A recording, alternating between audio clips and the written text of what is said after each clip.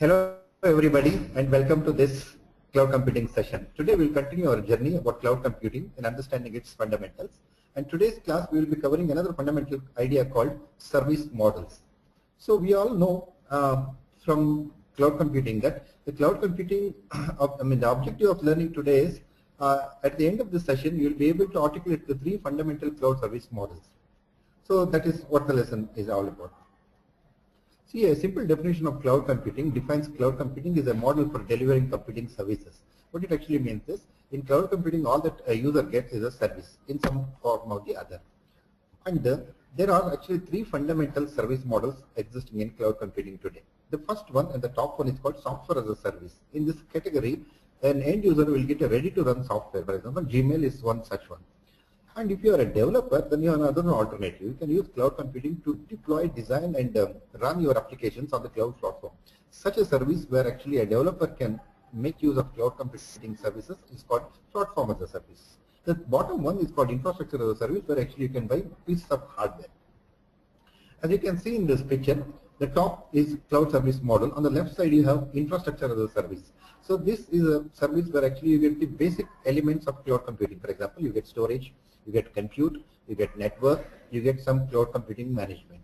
The second category is actually called platform as a service. On the right side, you see that there actually you get some components for integration, development, and business intelligence, data, and general softwares.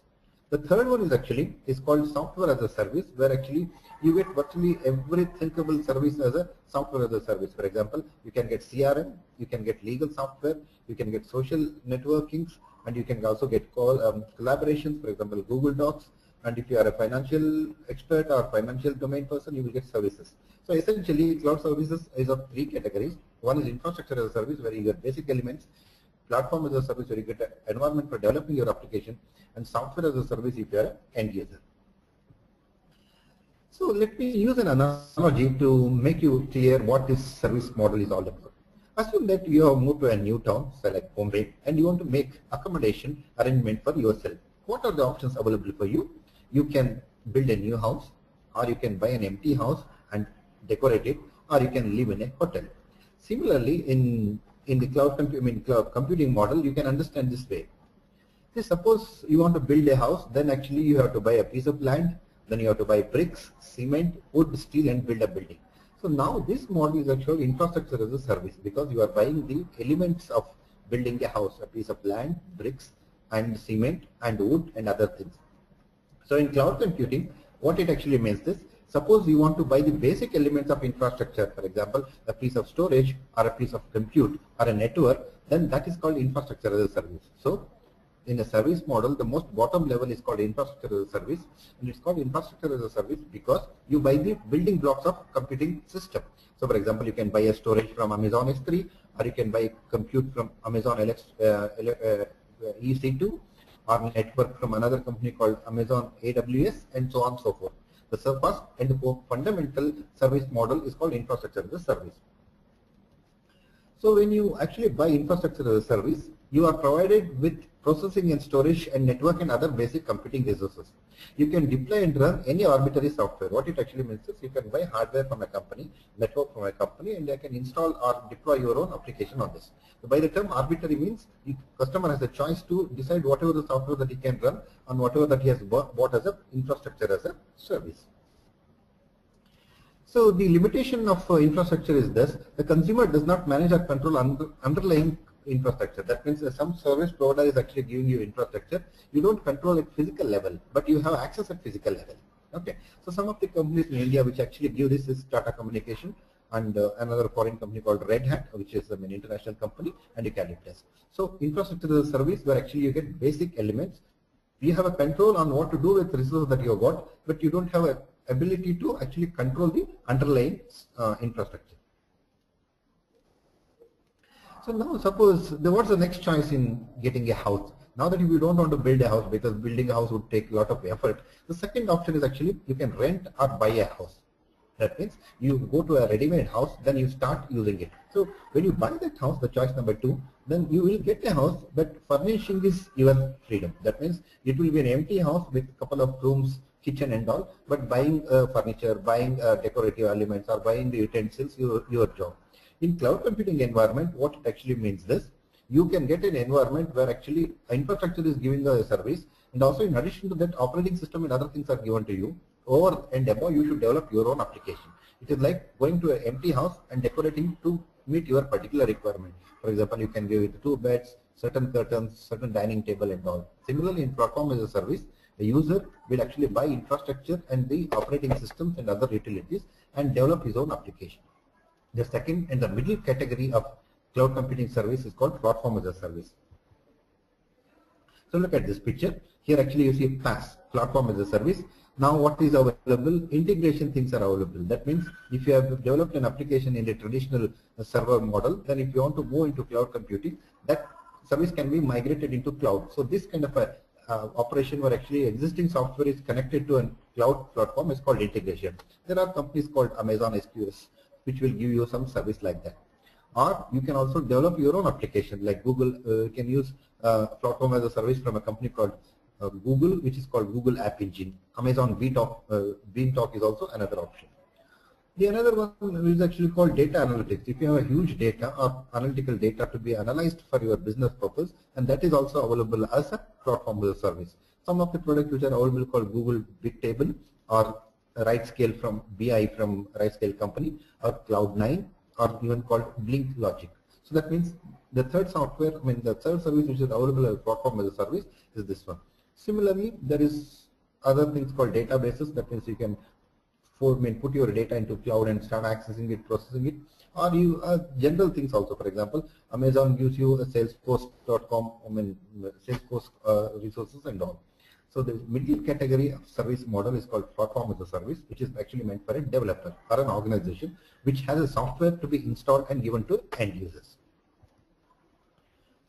So when you get a software, the third category is called software as a service. Now we'll go back to the same question. See, suppose you want to make accommodation for you in a new town. The first one is actually building a house, which is equivalent to infrastructure as a service, or renting a house, which is equivalent to platform as a service. That means you go to a ready-made building, then you make alternative.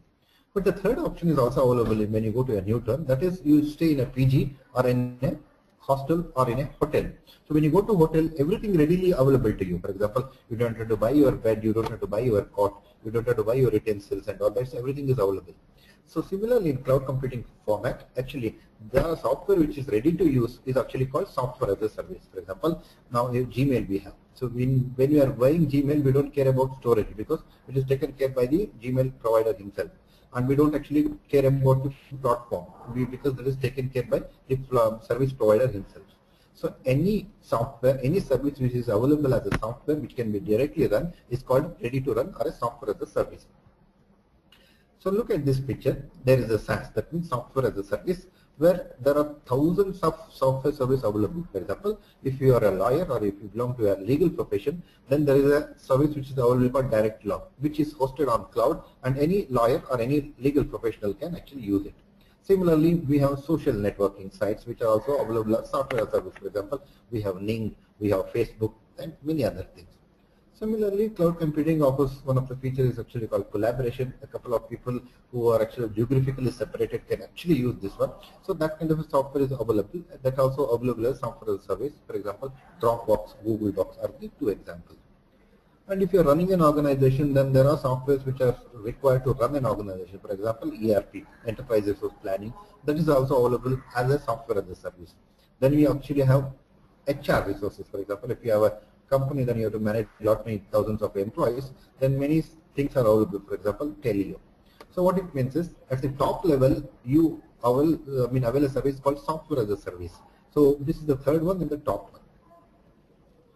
So here is a picture which shows you at the bottom you see infrastructure as a service. So what do you get? You get compute, storage, and any other infrastructure.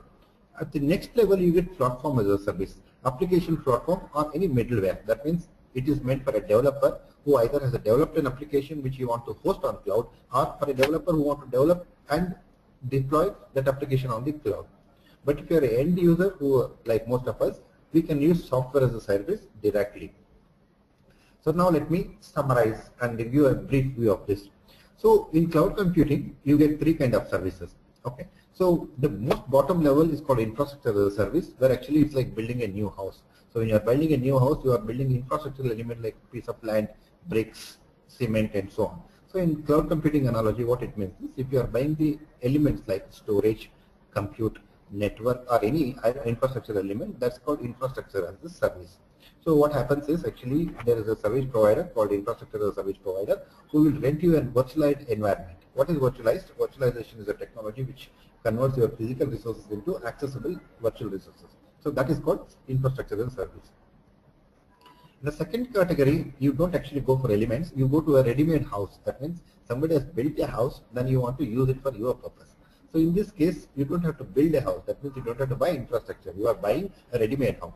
But still you have the job of decorating that house. That means if there are 4 members in the family, then you have to buy enough number of utensils, enough number of chairs, enough number of beds, enough number of cots and all. So that kind of a thing in computing would mean actually you have an infrastructure below, but you also have to develop an application above that. So that is called platform as a service. Platform as a service is meant for the developers. The third category is called living in a hotel. That means you are a general user and you don't care about infrastructure as a service or a platform as a service. All that you want is actually run an application which to meet your particular job requirement or work requirement. For example, if I am a faculty teaching, then I want Google Docs to prepare my presentation. So this kind of a service in which ready to run software is available for the end user is called software as a service. So let me summarize. Cloud computing is service delivery model. So what it means is cloud computing essentially talks about and works with services. And essentially in its basic form, there are 3 categories of services available. One is called infrastructure as a service, where you get basic elements like storage, network, RAM, so on and so forth, and which is meant for actually organizations and developers. And we get another level where actually it's called infrastructure is assumed, and you get an environment like an operating system like Unix on which actually you can develop an application. Okay, that is called platform as a service. And finally, which is actually most popular, you get ready to run software which